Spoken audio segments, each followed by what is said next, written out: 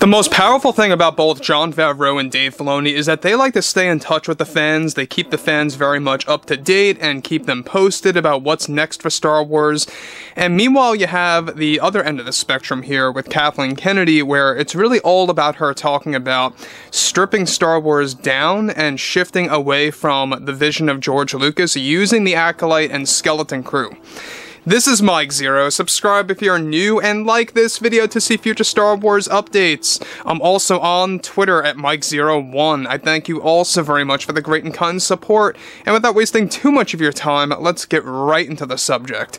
Now, we know that shows out there like Mando Season 4, Ahsoka Season 1 and 2, just for starters, are going to have zero Kathleen Kennedy input, which is why I believe that is going to be the beginning stage of the great golden years of the Star Wars franchise. Because let's face it, for the longest time now, ever since 2015's The Force Awakens, Kennedy has had creative input with every single project moving onwards from that point, and it really didn't serve the best for the overall fandom. Now, going to where we are today with Bob Iger, this is a CEO of Disney who is trying to create his own legacy. He's trying to fix both the MCU and the Star Wars universe, and the reasoning behind all of this has to do with the fact that he doesn't really plan to stay at Disney for that long. In fact, he wants to step down by the end of 2024, before the Disney board fires him and replaces him with somebody else. So it's really like a race. It's all, a matter of timing on what is going to happen with him. So what's interesting, though, is exactly what he had to say about the cancellation of Star Wars movies, specifically some of which that are very crucial to the roadmap.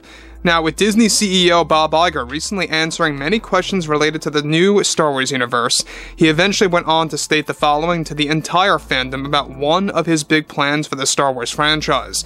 Bob delivered this: "While we realize that Star Wars best deserves to be placed in the cinema and in theaters for our audience, we have started to fine-tune and right-size our Star Wars slate of films, many of which have been unannounced that we will be taking off the table to correctly organize our upcoming slate of projects. The 3 films that we have announced at Celebration will also be getting some revisions to their stories and budgets to help make us ensure a successful journey with these releases. We felt it was best to focus on quality instead of quantity, and our intention is to make these films both small-scale and large-scale films, to add to the variety of our fans. We are happy to announce that Jon and Dave will be a great help with our upcoming slate as we continue to right-size our slate by excluding some of those movies to focus on others." Now, let me just pause here quick, guys. Now, what he is saying is that the 3 movies that we got announced at Celebration, those are going to remain, but they are going to be getting a lot of revisions, both on a creative scale and on a financial level. But what's even all the more revealing is that they are canceling a whole lot of movies behind closed doors that have yet to have been announced, that will be giving them the opportunity to focus on these movies more so. Now, believe it or not, this has a lot to do with those greenlit Star Wars movies by Kathleen Kennedy over the years that have been in limbo mode. And this has been an ongoing process. It's been a long time coming. And basically, Bob Iger is finally putting it out there that they are now right-sizing their slate to make sure that they have quality movies coming out. Now, what's interesting is that he mentions both small-scale and large-scale movies will be the focus, to add to the variety. We know that the Dawn of the Jedi film is going to be a small-scale film, and what I mean by that is you're going to have less galaxy trotting, as I like to call it, where you're jumping from planet to planet, you're jumping from environment to environment. It's going to be focusing on a specific location for that movie in particular, about the first Jedi, the birth of the Force, and the dawn of the new Jedi, essentially, or the first Jedi, essentially. And that's being led by James Mangold. However, there are quite a number of issues with James Mangold right now. Disney is growing very, very concerned about keeping him attached to that film after what has been happening with Indiana Jones 5 and the Dial of Destiny. And we'll talk about that a little bit later because it's likely that he is going to get let go. And there's a lot of hints toward that happening. We'll talk about that later, though.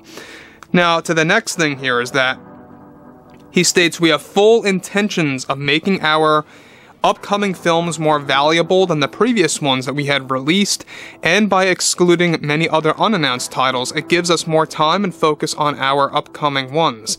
Bob Iger is alluding to the cancellation of many Kathleen Kennedy greenlit Star Wars films, both by, of course, for theaters and Disney Plus, that have been axed by Disney, essentially. They are also beginning to revise the Rey-centered Star Wars movie, which may or may not delay the production of that film.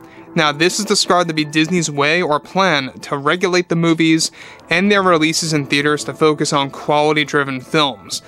So what it sounds like is that Bob Iger is tuning out, he is basically saying this, he's canceling a lot of movies that have not been announced yet to focus on strictly the movies that have been announced, and other movies that are about to be announced at this year's D23 event, but those don't count as the ones that he's alluding to that they're canceling that have been unannounced.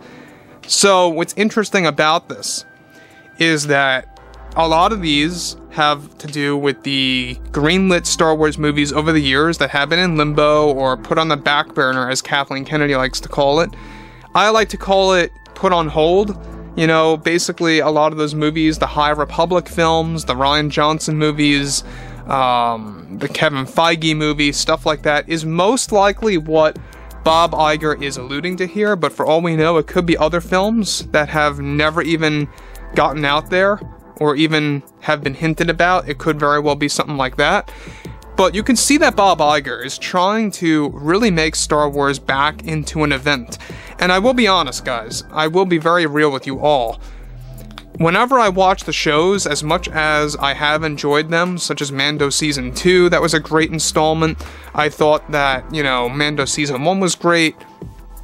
Andor was really refreshing to a degree. I know fans have different opinions on that, but I found myself to be mixed with Andor. There were some episodes where I was very bored. There were some episodes where I was very engaged. It's really tough to say how I truly feel about that series on a consistent basis. But adding to the value is exactly what matters. And that's what Bob Iger, John, Dave realize.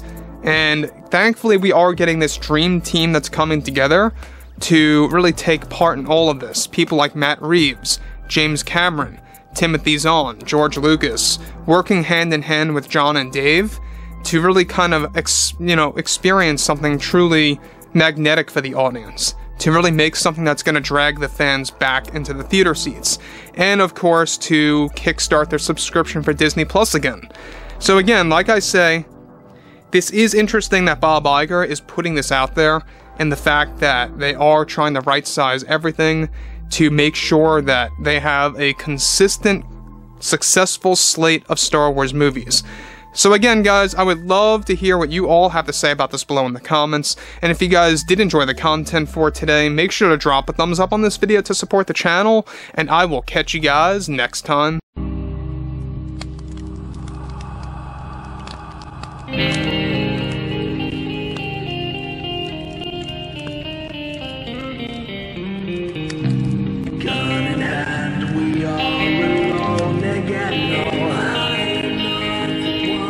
From night to moon, we hear them moans again. No.